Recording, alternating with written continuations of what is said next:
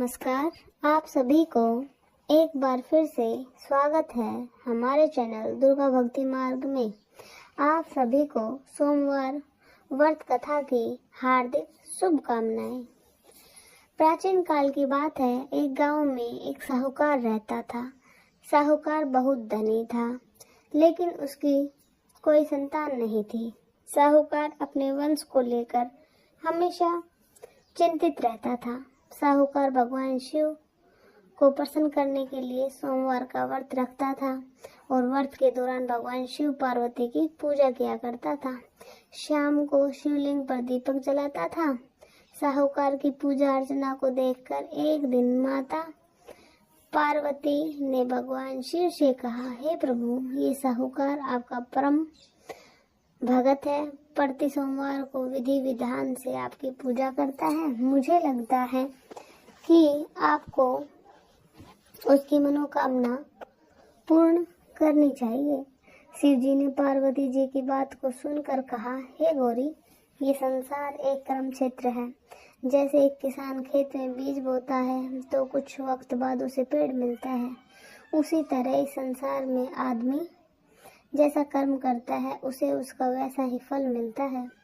भगवान शिव बोले कि इसके कर्मों में संतान सुख नहीं है, लेकिन माता पार्वती ने भोले भंडारी से दोबारा आग्रह किया और कहा, हे नाथ, फिर भी आप इसकी मनोकामना पूर्ण कर दो। यह आपका परम भक्त है। अगर अपने अपने भक्तों की इच्छा को पूर्ण नहीं किया तो वो आपकी पूजा अर्चना क्यों करेंगे। माता पार्वती के इतने आग्रह करने पर भगवान शिव ने कहा, यह साहूकार बहुत धनवान है और कोई संतान नहीं, इसलिए ये सदैव चिंतित रहता है, लेकिन इसके भाग्य में संतान योग भी नहीं है। लेकिन तुम्हारे आग्रह करने पर मैं इसे पुत्र प्राप्ति का वरदान दे देता हूँ, लेकिन इसका जो पुत्र होगा वो सिर्फ 12 वर्ष तक ही जीवित रहेगा। फिर एक रात्रि साहूकार को सौपन में दर्शन दिए और कहा कि उसको जल्द ही पुत्र प्राप्त होगा, लेकिन उसका पुत्र दीर्घायु नहीं रहेगा, बल्कि वह 12 वर्ष तक ही जीवित रहेगा। यह बात सुनकर साहूकार ने तो खुश हुआ और न ज्यादा दुखी हुआ। साहूकार इस बात को सुनकर भी पूजा अर्चना जारी रखी और कुछ समय बाद साहूकार की पत्नी गर्भवती हो गई और उसने एक सुंदर पुत्र को जन्म दिया। बालक के जन्म से हर्ष और उल्लास का माहौल था, लेकिन साहूकार खुश नहीं था, क्योंकि उसको पता था उसके बालक का यह जीवन केवल 12 वर्ष का ही है और उसने किसी को भी यह बात नहीं बताई थी। जब साहूकार का पुत्र 11 वर्ष का हुआ तो साहूकार की पत्नी ने कहा, अब इसका विवाह कर देना चाहिए, लेकिन साहूकार ने मना कर दिया और उसे शिक्षा के लिए काशी भेज दिया। साहूकार ने पुत्र के लिए मामा को बुलाया और पैसे देकर उन्हें पुत्र के साथ काशी जाने का आदेश दिया। और फिर साहूकार ने मामा भांजे से कहा कि वह काशी जाते समय रास्ते में धन यज्ञ करते हुए और ब्राह्मणों को दान देकर भोजन कराते हुए आगे जाए। दोनों मामा भांजों ने ऐसा ही किया। काशी जाते वक्त जिस रास्ते में मामा भांजा गुजर रहे थे, उसका राजा अपनी पुत्री का विवाह ऐसा राजकुमार के साथ करवा रहा था जो आँख से काना था, यानी उसे एक आँख से दिखता नहीं था। दूल्हे का पिता इस बात से चिंतित था। वधू पक्ष को यह पता चल गया कि दूल्हा काना है तो राजकुमारी विवाह के लिए मना कर देगी, इसलिए उसने साहूकार के पुत्र को देखा तो उसने सोचा कि मैं अपने पुत्री का विवाह इसके साथ करा देता हूँ। बालक को बैठाकर और विवाह कर दिया। वधू पक्ष वालों को पता भी नहीं चल पाया।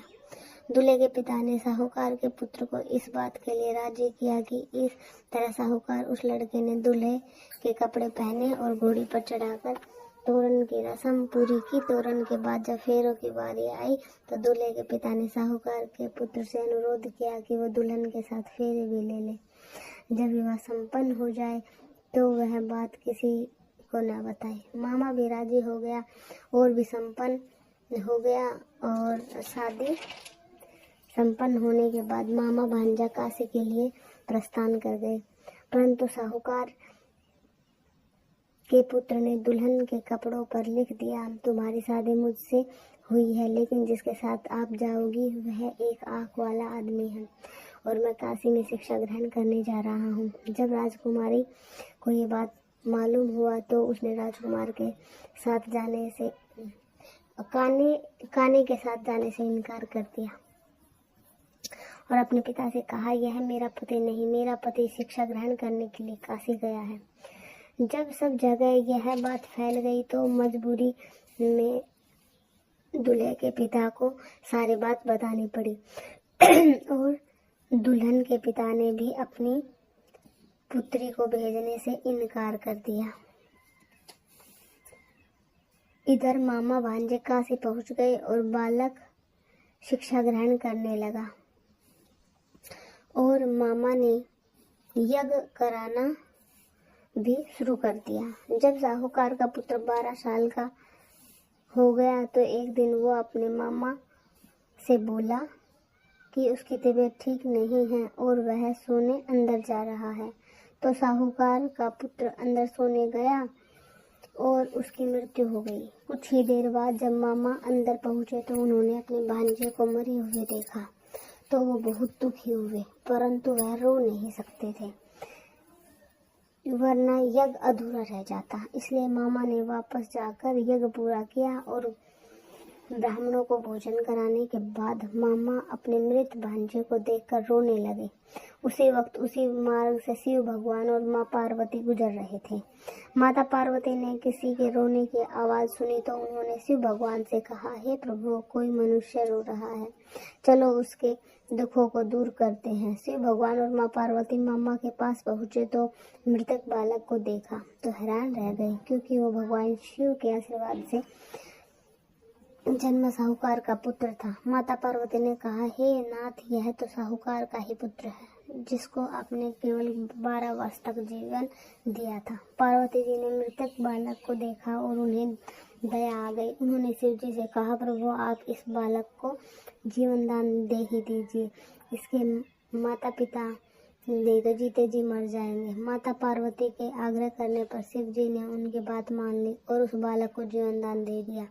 साहूकार का पुत्र जीवित हो गया और मामा भांजे अपने घर की ओर प्रस्थान कर गए।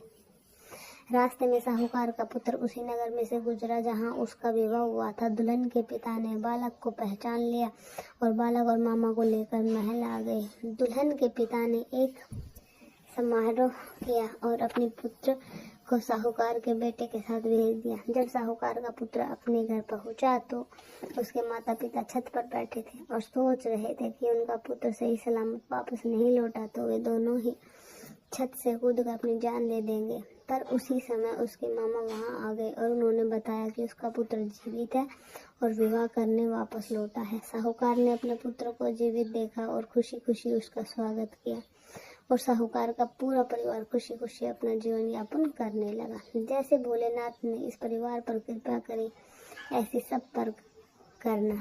जय शिव भोलेनाथ। आप सभी को कैसी लगी यह कथा कमेंट में जरूर बताएं। धन्यवाद।